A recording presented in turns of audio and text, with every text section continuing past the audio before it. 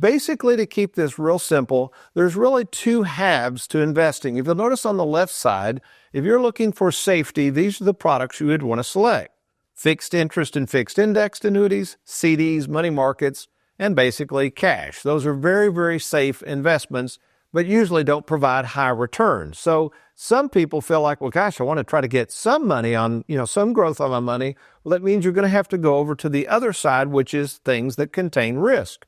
Things like bonds and mutual funds and ETFs, variable annuities, and of course, stocks. Now, way over here, you might put gold and Bitcoin. Those are a little more speculative.